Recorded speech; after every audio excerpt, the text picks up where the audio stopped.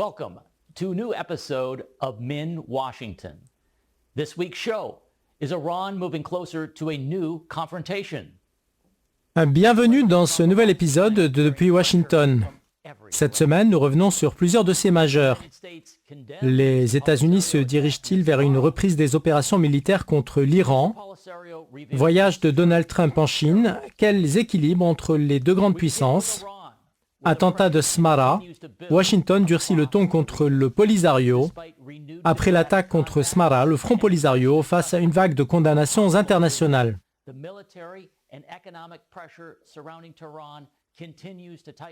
Bonjour à toutes et à tous. Commençons par l'Iran, où les tensions continuent de monter malgré la reprise des contacts diplomatiques autour d'un possible accord. Alors que Téhéran affirme être prêt à toute confrontation, Washington maintient la pression militaire et économique afin d'obtenir un accord plus large. Mais derrière les déclarations politiques, l'enjeu central reste le détroit d'Ormuz, par lequel transite près d'un cinquième du pétrole mondial et une part importante du gaz naturel liquéfié. Désormais, le moindre incident, retard maritime ou signal militaire provoque des répercussions immédiates sur les marchés mondiaux. At the same time, President Donald Trump arrived in China for high-stakes talks with President Xi Jinping. Dans ce contexte, Donald Trump a mené en Chine des discussions jugées cruciales avec Xi Jinping. Ce sommet intervient alors que chaque puissance cherche à affirmer son influence tout en évitant une escalade régionale incontrôlée. Washington mise sur les sanctions, la présence militaire et la diplomatie. L'Iran entretient l'incertitude dans le Golfe, tandis que la Chine tente de préserver ses intérêts énergétiques sans compromettre sa rivalité stratégique avec les États-Unis. La véritable question n'est donc plus de savoir qui adopte le ton le plus ferme, mais qui pourra supporter durablement les pressions politiques, militaires et économiques sans perdre le contrôle.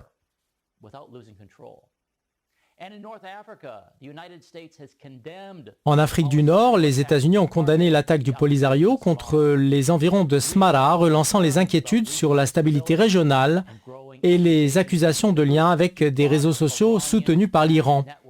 La polémique s'est accentuée après le dépôt par le sénateur américain Ted Cruz d'un projet de loi visant à classer le Polisario comme organisation terroriste.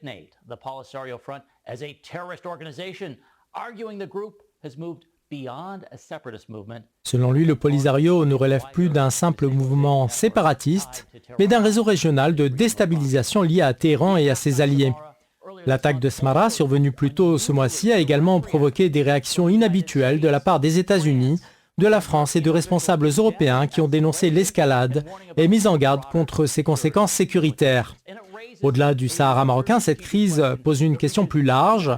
La stratégie occidentale, faite de sanctions ponctuelles, de pressions partielles et de diplomatie fragmentée, a-t-elle réellement permis de contenir l'influence iranienne? Ou Téhéran a-t-il appris, au contraire, à absorber ces pressions au fil du temps?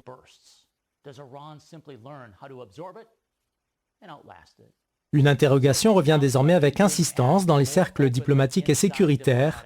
Le Polisario révèle-t-il aujourd'hui une dimension terroriste susceptible de modifier la manière dont la communauté internationale aborde le dossier du Sahara marocain? Pour en débattre, nous recevons le colonel à la retraite de l'armée américaine, David Desroches, professeur à l'Institut Thayer Marshall, ancien responsable de la politique de défense pour la région du Golfe et ancien haut responsable au Pentagone, chargé notamment des opérations de l'OTAN et du maintien de la paix.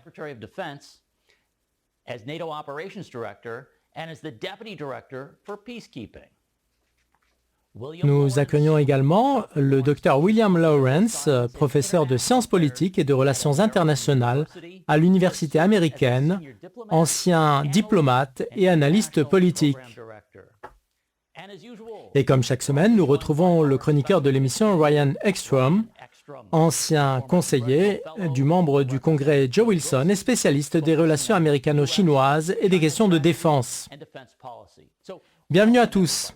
Alors commençons avec notre correspondant à la Maison-Blanche, Adel Dessouky, pour revenir sur la visite du président américain en Chine. Bonjour Adel.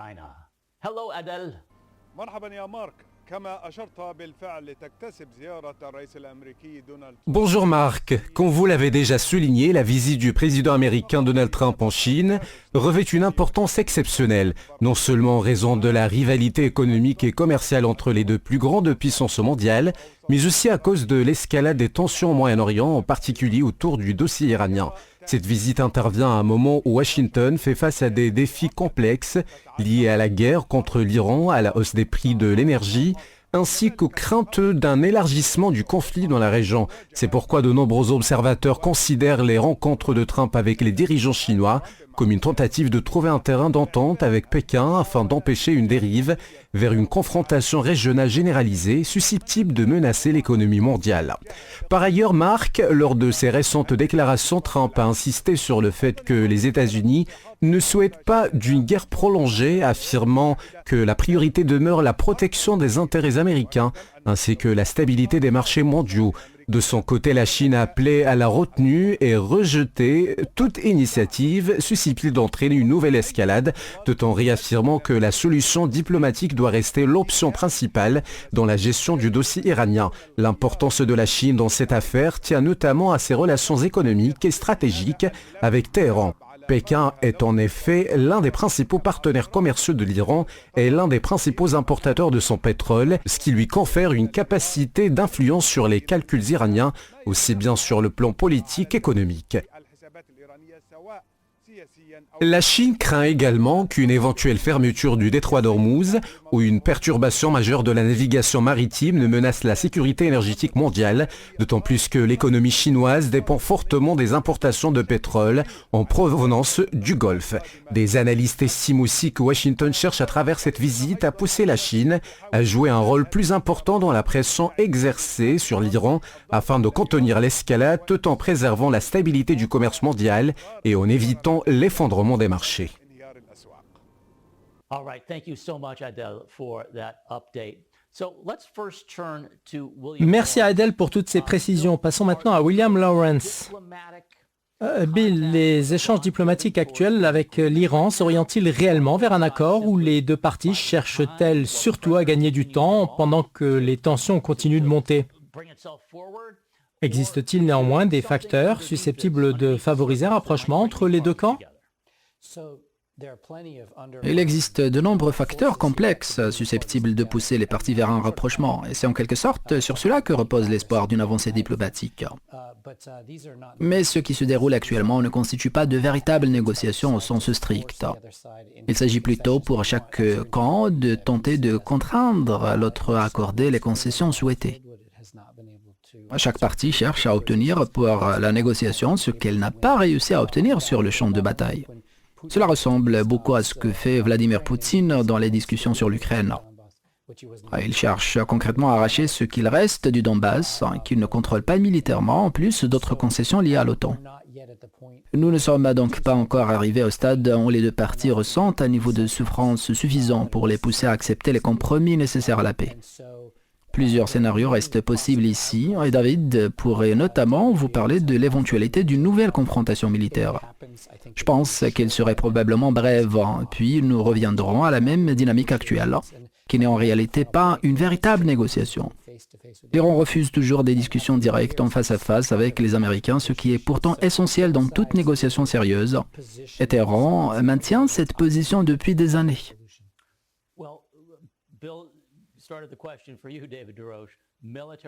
Merci Bill. Cela m'amène à une question pour David au sujet des options militaires dont dispose Donald Trump. Malgré une forte pression économique sur l'Iran, le régime reste en place. Que peut encore entreprendre Donald Trump sur le plan militaire? Le secrétaire d'État indiquait que l'opération Epic Freedom était suspendue, voire terminée. Dans ce contexte, quelles options restent aujourd'hui ouvertes au président Trump? Militairement, il y a essentiellement deux options. La première consiste à intensifier davantage les bombardements actuels. La seconde serait de viser d'autres types de cibles. Trump a d'ailleurs laissé entendre qu'il envisageait les deux possibilités. Il a évoqué par exemple l'élargissement de la liste des cibles afin d'y inclure les ponts et les réseaux électriques, ce qui rappellerait la manière dont les États-Unis ont mené leur campagne militaire en Serbie pour mettre fin au massacres et aux actes de nettoyage ethnique contre les musulmans du Kosovo. Je pense également qu'un des effets de l'opération Epic Freedom est que les Iraniens, lorsqu'ils ont commencé à attaquer les navires américains, Truxtun et Mason, lors de leur passage dans le Golfe, ont involontairement révélé l'emplacement d'une grande partie de leur capacité militaire. So that's the pressure that's on the Iranians right now that could bring the US military. Voilà donc la pression qui s'exerce aujourd'hui sur l'Iran. Une pression qui pourrait remettre l'armée américaine au premier plan. Ryan, parlons maintenant de Donald Trump. Il arrive à Pékin dans un contexte délicat, popularité en baisse, élection de novembre en ligne de mire, prix élevés du carburant et inflation en hausse. Que vient-il chercher en Chine et quels sont les enjeux de cette visite ? Si l'on reprend les métaphores que le président affectionne, on peut dire qu'il ne se rend pas à Pékin avec les meilleures cartes en main.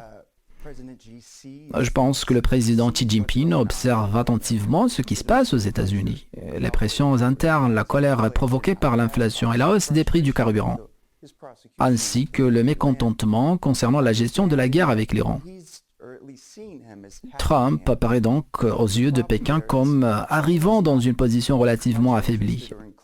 Mais le problème est que la Chine n'est pas particulièrement désireuse d'exercer des pressions supplémentaires importantes sur l'Iran, au-delà de ce qu'elle a peut-être déjà fait. Toute aide éventuelle de Pékin dans ce contexte serait discrète et menée en coulisses, car la Chine ne veut pas donner l'impression de pousser brutalement l'Iran vers la table des négociations pour servir les objectifs de Trump. Malgré cela, la priorité principale demeure la même qu'au départ. Même avant le déclenchement de cette guerre, depuis la préparation initiale du sommet, il pourrait y avoir certains gains limités, quelques petits accords économiques réalisables. Mais concernant une solution globale à la crise iranienne, cela reste encore relativement lointain. Okay, so we did pressure on Iran militarily, pressure in the United States. William Lawrence. Bien, d'un côté, une pression militaire sur l'Iran, de l'autre, des tensions croissantes aux États-Unis. William Lawrence, quelle pression pèse aujourd'hui sur la Chine ? Près de 15% du pétrole qui alimente son économie transite par le détroit d'Ormuz. Pékin cherche à préserver sa marge de manœuvre sans s'aligner totalement sur Téhéran, d'autant que l'Iran dépend davantage de la Chine que l'inverse. La Chine se retrouve pourtant, elle aussi, dans une position délicate. Le monde attend de la Chine qu'elle joue un rôle bien plus important que celui qu'elle souhaite réellement assumer dans les affaires internationales. Le meilleur exemple est sans doute le discours du Premier ministre espagnol lors de sa visite en Chine, lorsqu'il a appelé Pékin à jouer un rôle diplomatique et politique plus actif. Mais les Chinois ne se sont pas véritablement engagés dans cette direction. Aujourd'hui, la Chine se trouve dans une position beaucoup plus forte face aux États-Unis que lors de la précédente visite de Trump. Aux yeux des observateurs américains, Pékin apparaît désormais comme tenant les rênes de la situation, car elle n'est plus contrainte d'accorder les concessions qu'elle avait dû faire en 2017, lorsque Washington était économiquement plus solide et que la Chine traversait une période difficile.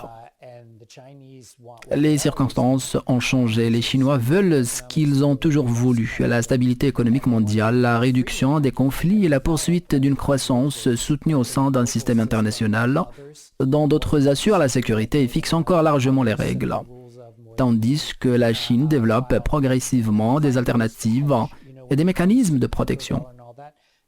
Lorsqu'on parle du pétrodollar, par exemple, le projet des BRICS constitue surtout une forme de couverture stratégique et pas nécessairement une tentative immédiate de remplacer la monnaie mondiale dominante.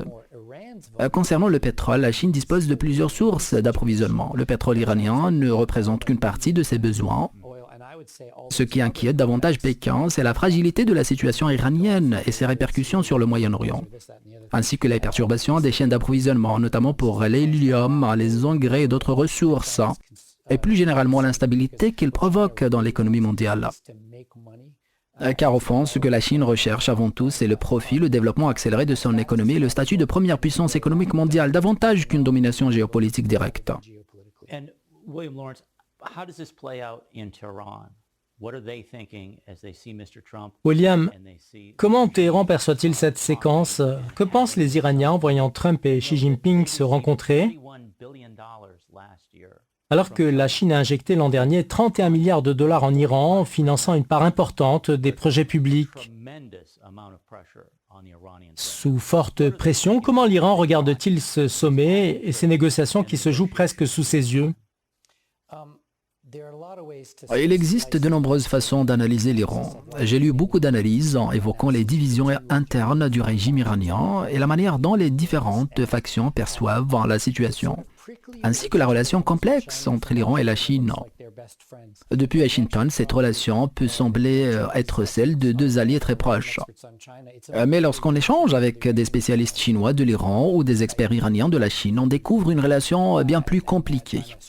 Les Iraniens n'obtiennent pas toujours ce qu'ils souhaitent de la Chine, et la Chine n'obtient pas toujours ce qu'elle veut de l'Iran. Il me paraît toutefois évident que même s'il est difficile de diviser simplement les élites iraniennes entre pragmatiques et radicaux, car chacun peut devenir pragmatique ou dur selon les circonstances, il existe au sein du système iranien une forte volonté de supporter cette confrontation et de démontrer la capacité de résistance de l'Iran.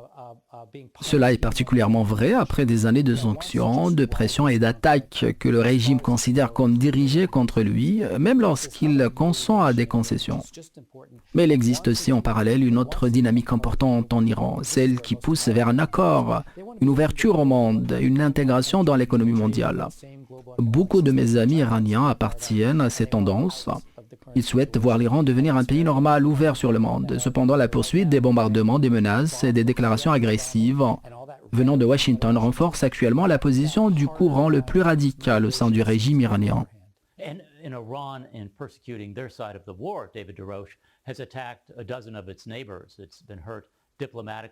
Au fil de cette guerre, l'Iran a visé ses voisins et la diplomatie en a été fortement affectée. Du côté des pays du Golfe, les calculs sécuritaires sont en pleine réévaluation. Les défenses aériennes se renforcent, tandis que l'impact économique se fait sentir. La poursuite des tensions perturbe leurs exportations via le détroit d'Ormuz. Alors que vivent aujourd'hui ces États ? Tout d'abord, il faut souligner que les pays du Golfe ont tenté de se tenir à l'écart de ce conflit. Ils ont refusé d'accorder aux États-Unis et à Israël des facilités militaires ou l'utilisation de leurs bases et de leur espace aérien.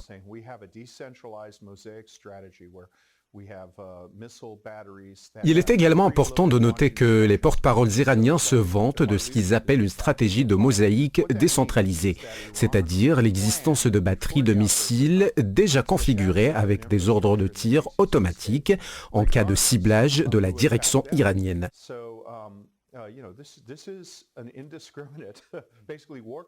Cela signifie que l'Iran aurait planifié à l'avance des attaques contre des infrastructures civiles dans les pays du Golfe, même si ces pays ne prennent pas directement part à la guerre.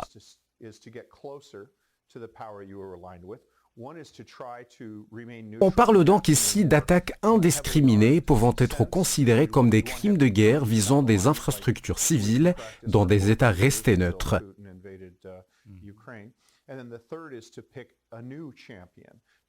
Dans ce contexte, les pays du Golfe disposent de trois options, soit se rapprocher davantage de leur allié principal, soit tenter de maintenir une position de neutralité tout en renforçant leur capacité de défense, soit rechercher un nouvel allié s'ils estiment que l'actuel ne suffit plus à assurer leur protection.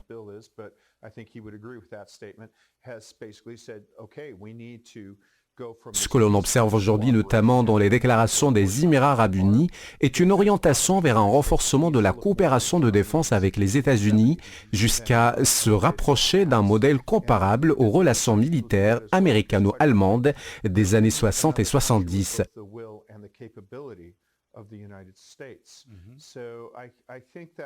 En définitive, je pense que la stratégie iranienne consistant à viser des voisins neutres pourrait être considérée d'une manière ou d'une autre comme une grave erreur stratégique.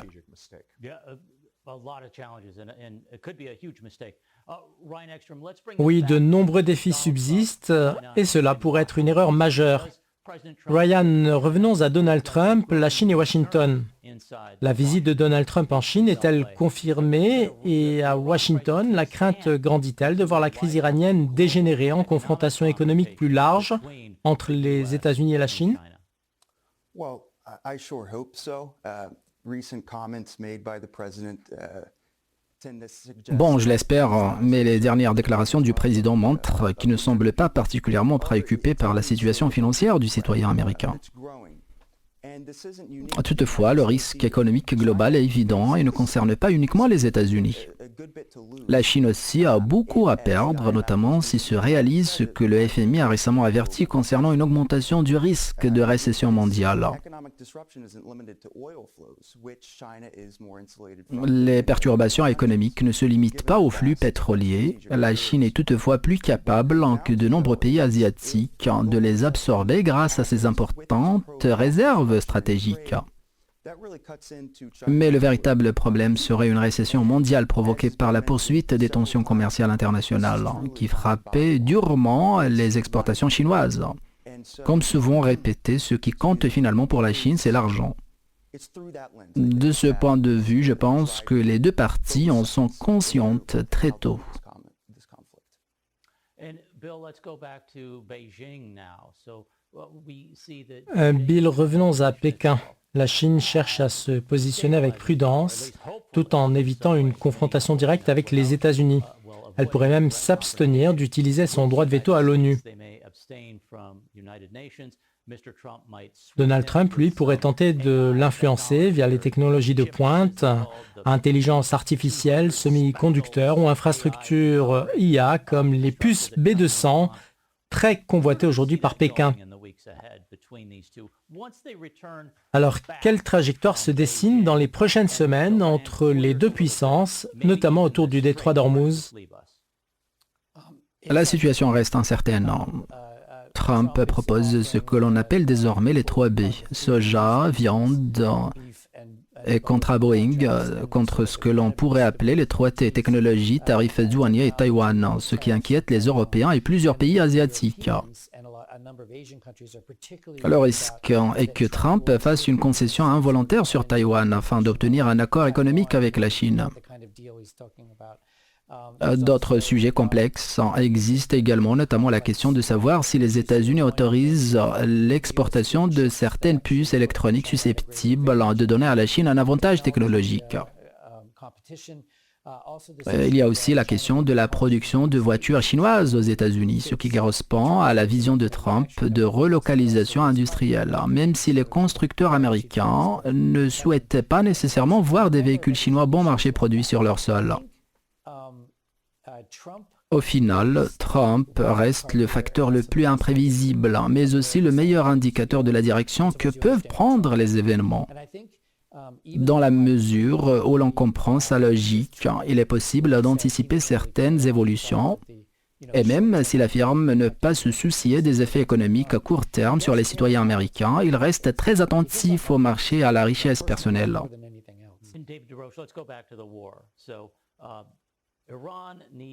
David Desroches, revenons au cœur du sujet. L'Iran dépend davantage de la Chine que l'inverse. Avec environ 1,4 milliard de barils de réserves pétrolières, Pékin dispose des plus importantes réserves au monde, ce qui lui permet d'absorber une partie des tensions et de résister, au moins en partie, aux pressions américaines, même si Washington reste mobilisé dans le détroit d'Ormuz. Mais à long terme, quelle trajectoire cette relation peut-elle suivre? Vous soulevez un point essentiel et il existe ici une véritable contradiction. La prospérité de la Chine dépend fortement du Golfe, tandis que la sécurité du Golfe repose sur la marine américaine, qui assure cette protection sans contrepartie directe, alors que la Chine en bénéficie davantage que les États-Unis eux-mêmes. Mais il est aussi vrai que si la Chine décidait de modifier sa position, elle est déjà le principal soutien de l'Iran à l'ONU, bloquant des résolutions de condamnation. Elle est aussi son premier partenaire économique et l'un des rares pays capables et disposés à fournir des armements avancés à Téhéran. Par exemple, si l'Iran devait construire ses systèmes de défense, la Russie n'a actuellement pas la capacité de le faire, ses propres systèmes étant mobilisés pour sa défense. La Chine joue donc un rôle essentiel. Trump pourrait tenter de convaincre Pékin que les actions de l'Iran dans les voies maritimes internationales représentent une menace plus grande pour les intérêts chinois que pour les intérêts américains. La Chine est une puissance commerciale et maritime. Si l'Iran parvenait à imposer une logique de contrôle ou de chantage pour ses routes, d'autres États pourraient l'imiter, ce qui nuirait fortement à la Chine. Il n'est donc pas nécessaire pour Trump d'exercer uniquement une pression, mais plutôt de convaincre la Chine que son intérêt réel est d'empêcher ce scénario. Et Trump est généralement efficace lorsqu'il parle le langage du commerce et des intérêts économiques. Tout cela atteint un point critique à Pékin et l'évolution de la situation se jouera dans les prochaines semaines et les prochains mois. Donald Trump apparaît affaibli dans le contexte intérieur américain, les critiques de la presse et les débats au Congrès, mais c'est le fonctionnement même de la démocratie américaine, une situation bien différente de Téhéran ou de Pékin, où l'opposition est encadrée, voire réprimée. Nous allons maintenant marquer une courte pause. Restez avec nous.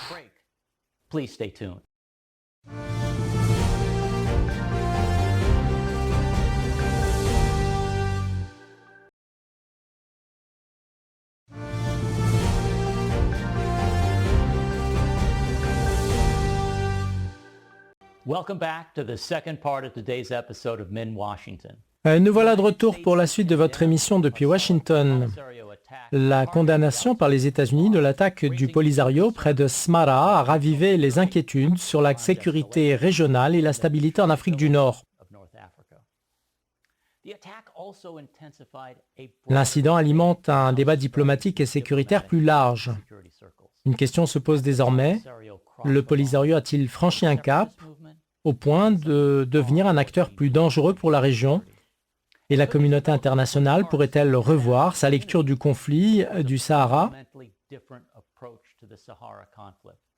Ces interrogations ont pris de l'ampleur après un projet de loi du sénateur américain Ted Cruz visant à classer le Front Polisario comme organisation terroriste en lien avec des soupçons de connexion régionale, notamment avec l'Iran. Dans le même temps, la France, les États-Unis et les responsables onusiens ont condamné l'attaque, illustrant une inquiétude croissante face à l'escalade et aux risques pour les civils. Le site North Africa Post évoque d'ailleurs ces réactions dans un article intitulé « Sahara, la France, la MINURSO et de Mistura se joignent à la condamnation américaine des attaques du Polisario contre Smara ». Examinons cet article.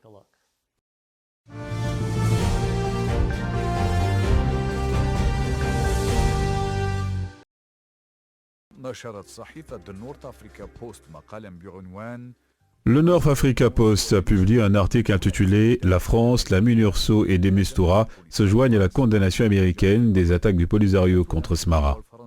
L'article indique que les récentes condamnations américaines, françaises et onusiennes des attaques visant la ville de Smara reflètent une évolution progressive dans la manière dont les capitales occidentales abordent le Front Polisario.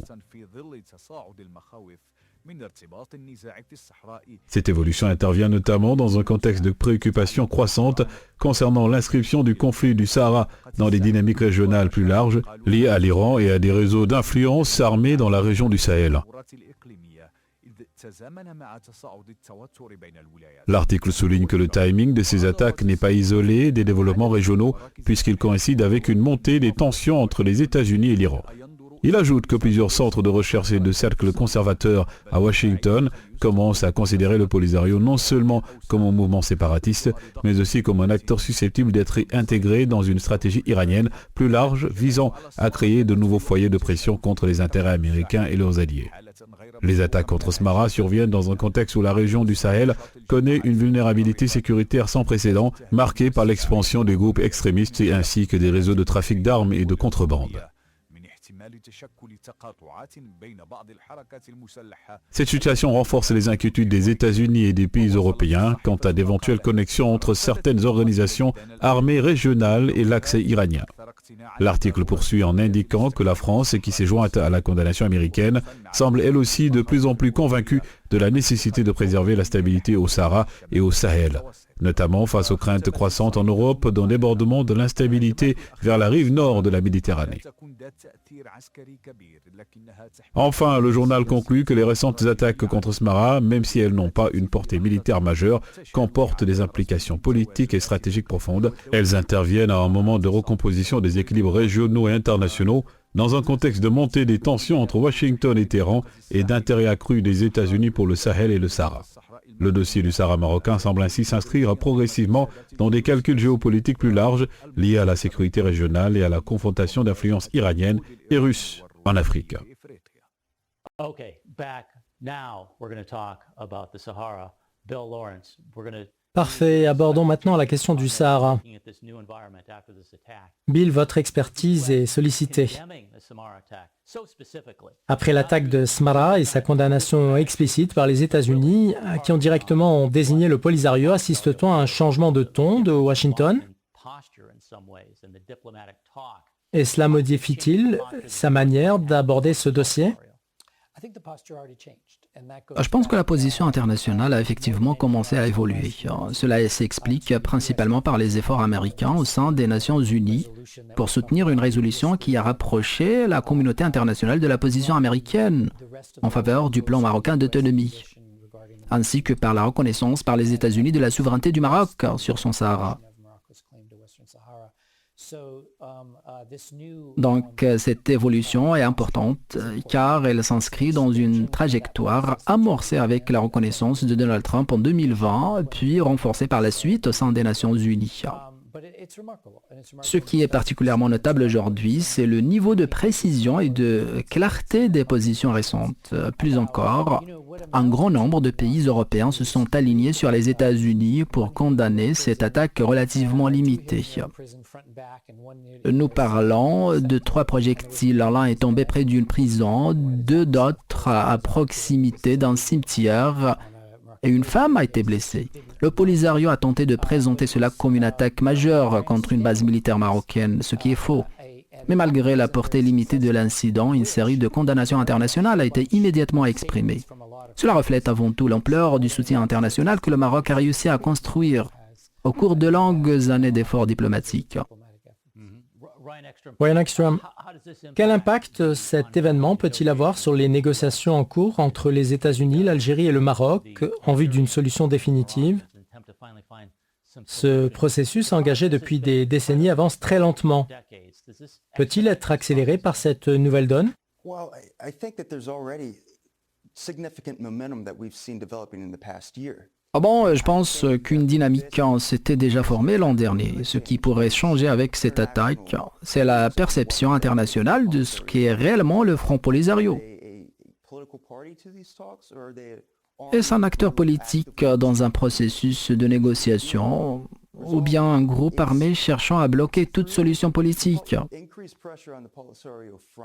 Je pense qu'une pression accrue sur le Polisario entraînera inévitablement une réévaluation du rôle de l'Algérie également. Si ces opérations se poursuivent et que le Polisario continue dans cette direction, qui tend à s'apparenter à des actions de nature terroriste, cela pourrait sérieusement affaiblir sa position et réduire la tolérance diplomatique à son égard à la table des négociations, ainsi qu'à l'égard de l'Algérie. David DeRoche, let's talk about this through a counterterrorism lens. It's just a couple of David, examinons cela sous l'angle de la lutte antiterroriste. Il s'agit là de projectiles rudimentaires, des engins improvisés, proches de cocktails Molotov de grande taille.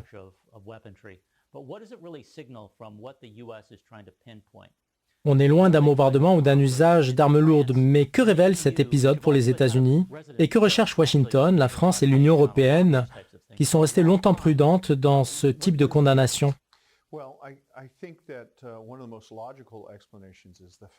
Une explication plausible est que le Polisario, implanté principalement dans des zones sous influence algérienne, ait voulu revenir sur le devant de la scène. Les armes utilisées ne sont pas sophistiquées, ce qui indique qu'il ne s'agit pas d'un soutien militaire avancé.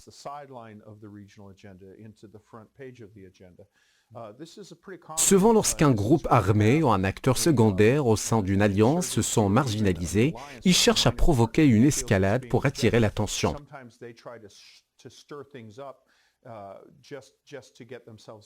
Je pense que c'est ce qui se passe ici. Il est difficile de parler de précision dans le ciblage, car les moyens utilisés étaient peu précis.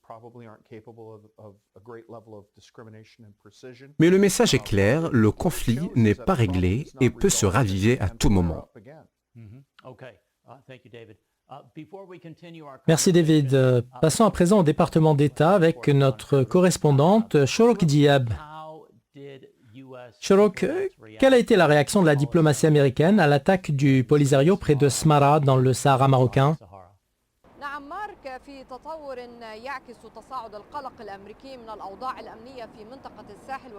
Oui, Marc, il s'agit d'une évolution qui reflète une inquiétude américaine croissante concernant la situation sécuritaire dans la région du Sahel et au sud du Sahara. Les États-Unis ont renouvelé leur condamnation de l'attaque menée par le Front Polisario contre les abords de la ville de Smara, estimant que le ciblage de civils compromet les efforts de paix et menace également la stabilité régionale. La position américaine intervient cette fois dans un contexte de débat de plus en plus intense à Washington sur la nature du Polisario et ses relations régionales, notamment à la suite de rapports et d'analyses de renseignements ayant évoqué ces dernières années l'existence de liens entre des éléments du front et des réseaux actifs dans la région du Sahel où prolifèrent groupes extrémistes et organisations armées transfrontalières. Le débat a également remis sur le devant de la scène la question des liens entre l'Iran et le Polisario, une question déjà soulevée par le Maroc lorsqu'il a rompu ses relations diplomatiques avec Téhéran en 2018, accusant l'Iran de fournir un soutien et un entraînement à des éléments du Polisario via le Hezbollah. Cela a conduit plusieurs voix au Congrès américain ainsi que des centres de recherche conservateurs à mettre en garde contre l'expansion de l'influence iranienne en Afrique du Nord et de l'Ouest, considéré comme un enjeu stratégique majeur pour Washington et ses alliés, et certains appellent même à la classification du Polisario comme organisation terroriste. Dans ce contexte, certains observateurs estiment que les derniers événements de Smara pourraient renforcer les appels aux États-Unis en faveur d'une reclassification de la manière dont le Polisario est traité, en particulier face aux inquiétudes croissantes liées à l'imbrication du conflit avec les réseaux de contrebande, l'extrémisme et l'instabilité dans la région du Sahel. Parallèlement, Washington continue de soutenir le processus politique sous l'égide des Nations Unies, tout en réaffirmant régulièrement que l'initiative marocaine d'autonomie constitue une base sérieuse et réaliste pour parvenir à une solution durable du conflit. Retour à vous, Marc. Merci Shorok. Après cette analyse diplomatique, abordons les inquiétudes autour des liens entre l'Iran et le Polisario. Depuis plus de 40 ans, les actions de l'Iran via ses relais, Hezbollah, Hamas, Houthi ou autres, ont souvent commencé à petite échelle avant de s'étendre progressivement sans être stoppées. On a parfois laissé ces dynamiques se développer jusqu'à devenir difficiles à contrôler. D'où une question centrale, faut-il désormais détecter ces menaces dès leur apparition et les neutraliser avant leur expansion ? Je pense que lorsque l'Iran commence à développer ses réseaux et ses intermédiaires, il faut y répondre rapidement. Mais en parallèle, la question des liens entre l'Iran et le Polisario a été mise en garde par le Maroc, tandis qu'elle a été minimisée à la fois par l'Algérie et le Polisario. Je parle régulièrement avec des représentants de la région qui nient toutes ces accusations. Et jusqu'à présent, le Maroc n'a pas présenté publiquement l'ampleur de ses liens avec des preuves. William Lawrence, les Iraniens tentent eux aussi à minimiser leur rôle auprès du Hezbollah. Ils affirment souvent ne pas intervenir directement alors que des éléments des gardiens de la révolution et de la force Al-Quds sont bien présents au sud de Beyrouth, une méthode qui leur est familière.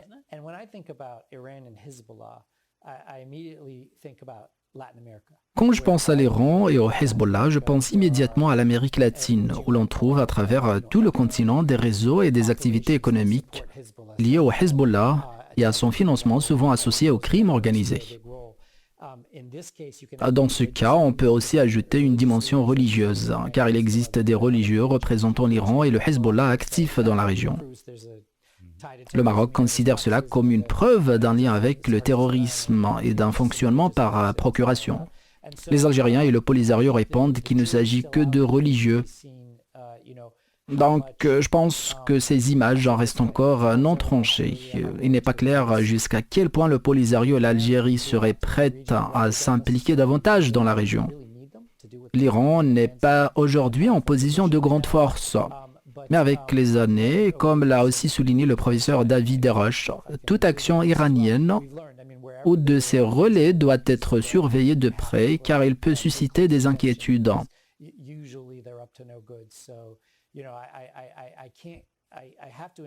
Une vigilance est nécessaire, notamment concernant le crime organisé, le blanchiment d'argent et ses réseaux. Cela dit, les liens actuels ne sont pas encore très forts, même s'ils pourraient évoluer.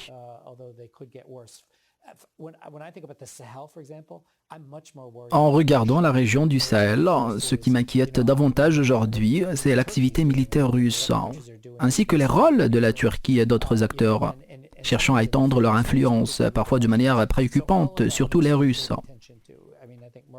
Il faut donc surveiller l'ensemble de la zone Sahara-Sahel pour comprendre qui agit, qui cherche à étendre son influence et à construire de nouvelles alliances. Car la faiblesse des États ouvre la voie à l'expansion de réseaux parallèles de ce groupe non étatique.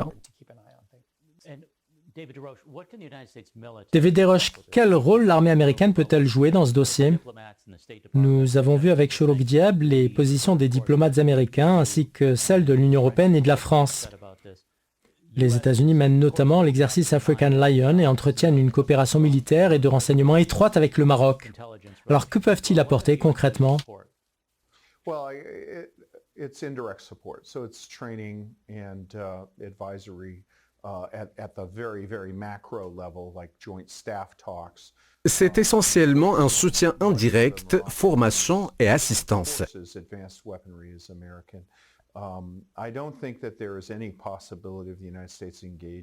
En fait, l'Algérie dispose d'une armée et a la capacité de contrôler ses frontières au sud comme au nord.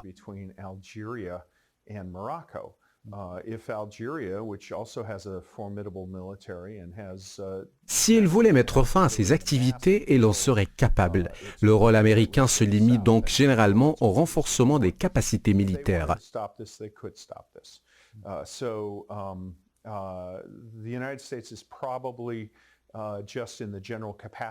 Ce sont ces capacités qui permettent au Maroc de disposer de l'une des armes les plus avancées du continent africain.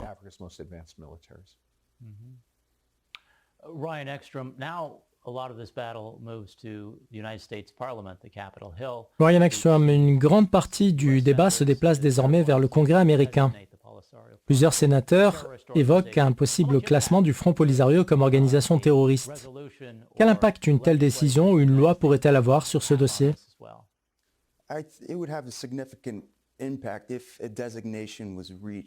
L'impact serait très important si cela se concrétisait, mais il faut rappeler qu'un tel classement nécessite un niveau très élevé de preuves juridiques.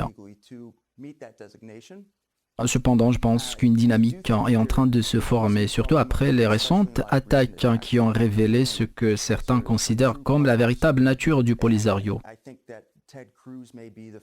Ted Cruz pourrait n'être qu'un début et d'autres personnalités pourraient suivre.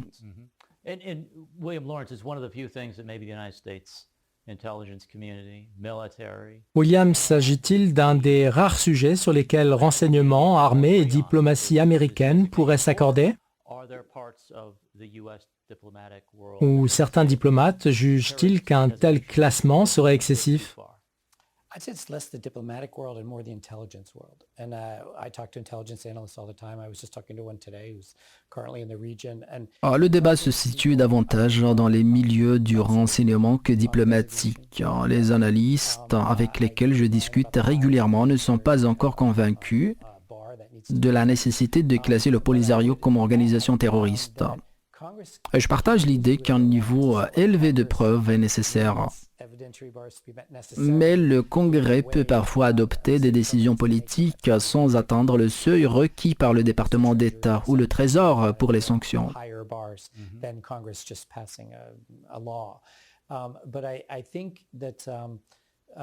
Il existe aussi un problème diplomatique peu évoqué. Si vous négociez avec le Polisario à Madrid tout en le classant organisation terroriste alors que vous avez besoin de négocier avec lui pour parvenir à la paix, cela complique les choses. C'est comparable à certaines situations en Ukraine ou en Iran où les sanctions peuvent réduire les chances de dialogue.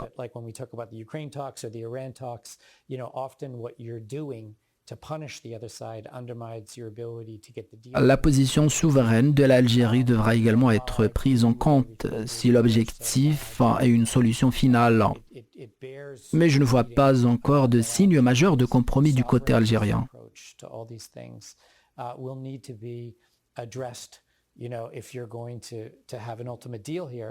Au contraire, le discours est plutôt escalatoire et ce type de discours n'aide généralement pas à parvenir à des accords. La question centrale reste, veut-on un accord ou la poursuite du conflit? Dave DeRoche, let's talk about the proxy challenges and how the Polisario might play into that.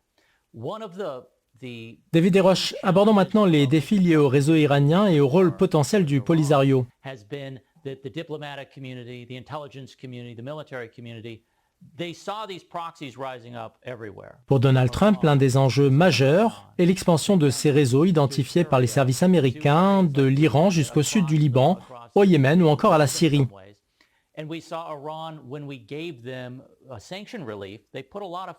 Par le passé, les allègements de sanctions n'ont pas profité aux infrastructures civiles, mais au renforcement militaire de ces groupes.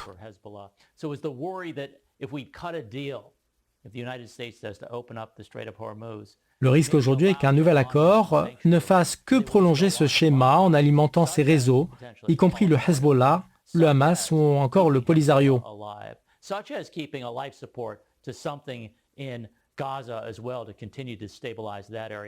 Qu'est-ce qui inquiète Trump dans cette nouvelle phase? Well, yeah, this is precisely the problem. And when you use economic power as a lever, once you define it as a lever, then you kind of C'est exactement le problème central. Lorsque l'on utilise la puissance économique comme levier, on s'expose à des accusations selon lesquelles toute aide ou équipement fourni peut être détourné à des fins militaires.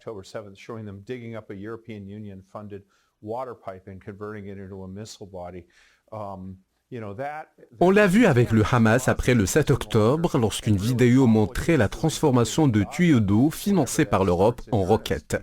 Cela a finalement compliqué la reconstruction de Gaza après la preuve de détournement des aides.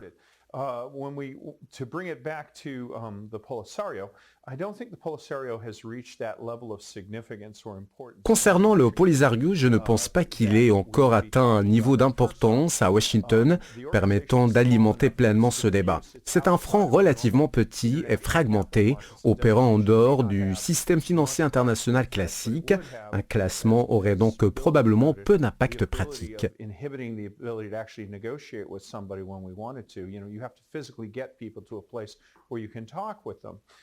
Mais comme l'a dit Bell, cela pourrait compliquer les futures négociations. Il faut aussi rappeler que les États-Unis ne classent généralement une entité comme terroriste que lorsqu'il y a des attaques directes contre leurs citoyens ou leurs intérêts. an attack against an American security partner, even an important security partner, that is confined Une attaque dans un conflit régional contre un partenaire sécuritaire est souvent considérée comme un différend ancien et ne justifie pas un classement global d'organisations terroristes.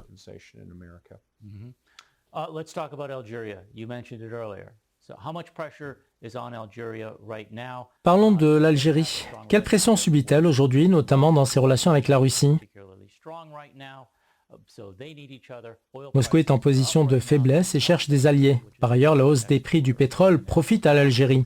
Does this change how Algeria Cela modifie-t-il son comportement? might come about? Yes and no. I talk to the Algerians regularly as much as I talk to the Moroccans and the others. And they're feeling it. Oui et non. Je parle régulièrement avec des responsables algériens comme avec des Marocains et d'autres. Relationship with Russia. Ils ressentent effectivement une pression notamment liée aux initiatives de Ted Cruz concernant les relations de l'Algérie avec la Russie. Mais les Algériens insistent sur l'importance de leurs relations avec l'Europe et sur le rôle central de l'énergie. Depuis la guerre en Ukraine, l'Algérie et la Libye sont devenues plus importantes pour l'Europe en matière d'approvisionnement énergétique.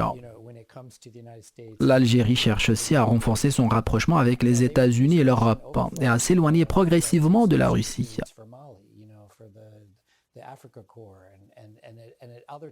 Elle a refusé à certains moments des droits de survol liés aux opérations au Mali et a critiqué certains alliés russes. Je ne partage donc pas l'image d'une Algérie uniquement tournée contre le Maroc. Je la vois plutôt prête à conclure des accords et à contribuer au processus politique, du moins actuellement.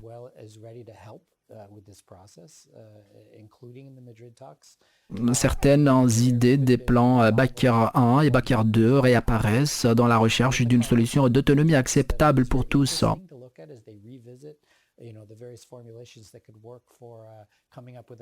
Un diplomate algérien de haut niveau m'a même décrit une première session de discussion à Madrid comme positive. C'était la première fois depuis longtemps que j'entendais ce type de formulation. Auparavant, les positions étaient répétées sans évolution. Aujourd'hui, le contexte est différent et je pense que l'Algérie est plus ouverte au dialogue qu'auparavant, non pas uniquement sous la pression, mais parce qu'elle perçoit une volonté américaine réelle de trouver une solution. Le président américain se voit comme un négociateur, que ce soit à Pékin ou à Rabat. L'avenir dira ce qu'il en est. Merci à vous d'avoir suivi cette édition de Depuis Washington. Retrouvez l'émission sur les plateformes de Médien TV et ses réseaux sociaux. Je remercie également nos invités, William Lawrence, David Desroches et Ryan Ekstrom, ainsi que nos correspondants Shorok Diab et Adel Dessouki à la Maison-Blanche, ainsi que toute l'équipe de production dirigée par Mohamed Saïd El-Wafi. Merci encore pour votre fidélité et à très bientôt pour un nouvel épisode depuis Washington. On Min, Washington.